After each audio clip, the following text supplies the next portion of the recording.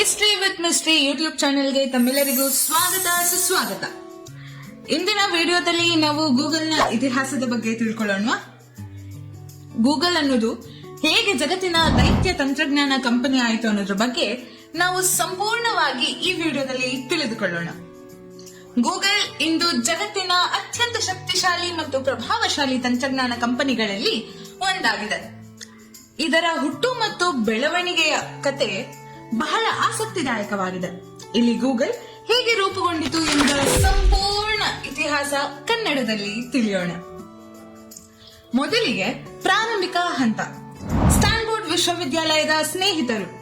ಗೂಗಲ್ನ ಹುಟ್ಟು 1995ರಲ್ಲಿ ಸ್ಟ್ಯಾನ್ಫೋರ್ಡ್ ವಿಶ್ವವಿದ್ಯಾಲಯದ doctorate ವಿದ್ಯಾರ್ಥಿಗಳಾದ Larry page ಮತ್ತು ಸರ್ಗೆ ಬ್ರಿನ್ ಅವರ ಸ್ನೇಹದಿಂದ ಆರಂಭವಾಯಿತು. ಇವರು ಮೊದಲು ಒಬ್ರಿಗೊಬ್ರು ಒಪ್ಕೋತಿರ್ಲಿಲ್ಲ, ಆದ್ರೆ ಕ್ರಮೇಣ ಇಬ್ಬರು ಕಂಪ್ಯೂಟರ್ ಸೈನ್ಸ್ ಮತ್ತೆ ಡೇಟಾ ಅನಾಲಿಟಿಕ್ಸ್ ಕ್ಷೇತ್ರದಲ್ಲಿ ಒಟ್ಟಾಗಿ ಕೆಲಸ ಮಾಡಲು ಆರಂಭಿಸುತ್ತಾರೆ. ಬ್ಯಾಕ್ರಬ್ ಹುಟ್ಟು ಹಾಕಿದ ಸರ್ಚ್ ಇಂಜಿನ್. 1996ರಲ್ಲಿ ಲ್ಯಾರಿ ಮತ್ತೆ ಸರ್ಗೆ ಬ್ಯಾಕ್ರಬ್ ಅನ್ನೋ ಸರ್ಚ್ ಇಂಜಿನ್ ನ ರಚಿಸ್ತಾರೆ. ಇದು ವೆಬ್ ಪೇಜ್ ಗಳನ್ನು ಲಿಂಕ್ ಅನಾಲಿಸಿಸ್ ಮಾಡಿ ಯಾವ ಪೇಜ್ ಮುಖ್ಯವಾಗಿದೆ ಎಂಬುದನ್ನು ಗುರುತಿಸುತ್ತದೆ.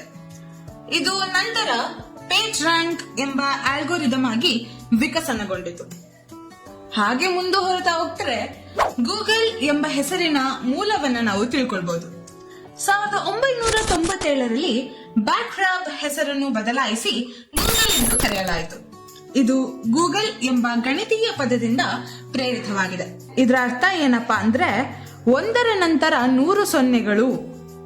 ಇದು ಗೂಗಲ್ ಅನಂತ ವೆಬ್ ಮಾಹಿತಿಯನ್ನು ಸಂಘಟಿಸುವ ಧ್ಯೇಯವನ್ನು ಸೂಚಿಸುತ್ತದೆ.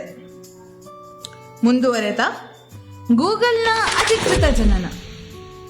1998 ಸೆಪ್ಟೆಂಬರ್ 4, 98ರಂದು ಲ್ಯಾರಿ ಮತ್ತು ಸರ್ಗೆ ಕ್ಯಾಲಿಫೋರ್ನಿಯಾದ ಮೆನ್ಲೋ ಪಾರ್ಕ್ನಲ್ಲಿ ಗೂಗಲ್ ಅನ್ನೋ ಒಂದು ಕಂಪನಿಯಾಗಿ ನೋಂದಾಯಿಸಿದರು. ಅವರ ಮೊದಲ ಕಚೇರಿ ಸುಸಾನ್ ಓಜಿಸ್ಕಿ, ಈಗ ಯೂಟ್ಯೂಬ್ ಸಿಇಒ ಅವರ ಗ್ಯಾರೇಜ್ ಆಗಿತ್ತು. ಗೂಗಲ್ನ ವಿಕಾಸ ತಿಳ್ಕೊಳ್ತಾ ಹೋದ್ರೆ ಅದರಲ್ಲಿ ಪ್ರಮುಖ ಹಂತಗಳು ಬಹಳಷ್ಟಿದೆ. ಮೊದಲಿಗೆ 1999ರಲ್ಲಿ ಗೂಗಲ್ ತನ್ನ ಮುಖ್ಯ ಕಾರ್ಯಾಲಯವನ್ನ ಮೌಂಟೇನ್ ವ್ಯೂಗೆ ಅಂದ್ರೆ ಗೂಗಲ್ ಪ್ಲೆಕ್ಸ್ಗೆ ಸ್ಥಳಾಂತರಿಸಿತು. 2000ರಲ್ಲಿ ಗೂಗಲ್ ಅಡ್ವರ್ಡ್ಸ್ ಮತ್ತೆ ಅಡ್ಸೆನ್ಸ್ ಅನ್ನ ಪ್ರಾರಂಭಿಸಿತು. ಈ ಅಡ್ವರ್ಡ್ಸ್ ಮತ್ತೆ ಅಡ್ಸೆನ್ಸ್ ಅನ್ನೋದು ಅದರ ಪ್ರಮುಖ ಆದಾಯದ ಮೂಲವಾಯಿತು. ಇನ್ನ 2004ರಲ್ಲಿ Google IPO initial public offering ಮಾಡಿ ಸಾರ್ವಜನಿಕ ಕಂಪನಿ ಆಯಿತು.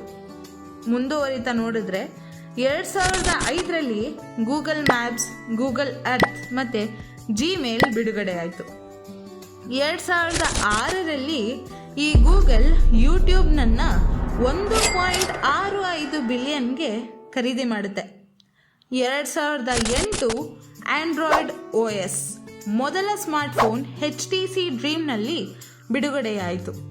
ಕೊನೆಯದಾಗಿ ಹೇಳೋದಾದ್ರೆ 2015ರಲ್ಲಿ ಆಲ್ಫಾಬೆಟ್ ಇಂಕ್ ರಚನೆಯಾಗಿ ಗೂಗಲ್ ಅದರ ಉಪಕಂಪನಿ ಆಯಿತು. ಕೊನೆಯ ವಿಚಾರ ತಿಳ್ಕೊಳ್ಳೋಣ, ಗೂಗಲ್ ಇಂದು ಯಾವ ಸ್ಥಾನದಲ್ಲಿ ಬೆಳೆದು ನಿಂತಿದೆ ಅನ್ನೋದು. ಇಂದು ಗೂಗಲ್ ಕೇವಲ ಸರ್ಚ್ ಇಂಜಿನ್ ಅಲ್ಲ, ಇದು AI ಅಂದ್ರೆ ಆರ್ಟಿಫಿಷಿಯಲ್ ಇಂಟೆಲಿಜೆನ್ಸ್, ಕ್ಲೌಡ್ ಕಂಪ್ಯೂಟಿಂಗ್, ಸ್ವಯಂಚಾಲಿತ ಕಾರುಗಳು ಮತ್ತು ಕ್ವಾಂಟಮ್ ಕಂಪ್ಯೂಟಿಂಗ್ ಸೇರಿದಂತೆ ಅನೇಕ ತಂತ್ರಜ್ಞಾನ ಕ್ಷೇತ್ರಗಳಲ್ಲಿ ಇವತ್ತು ಗೂಗಲ್ ತುಂಬಾ ಮುಂದಿದೆ.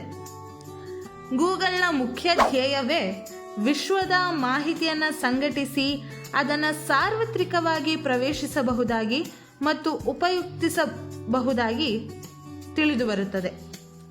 ಇದು ಲ್ಯಾರಿ ಮತ್ತೆ ಸರ್ಗೆಯ ಸಣ್ಣ ಪ್ರಯೋಗದಿಂದ ಜಗತ್ತಿನ ಅತ್ಯಂತ ಮೌಲ್ಯವುಳ್ಳ ಕಂಪನಿಯಾಗಿ ಇವತ್ತು ಗೂಗಲ್ ಬೆಳೆದು ನಿಂತಿದೆ.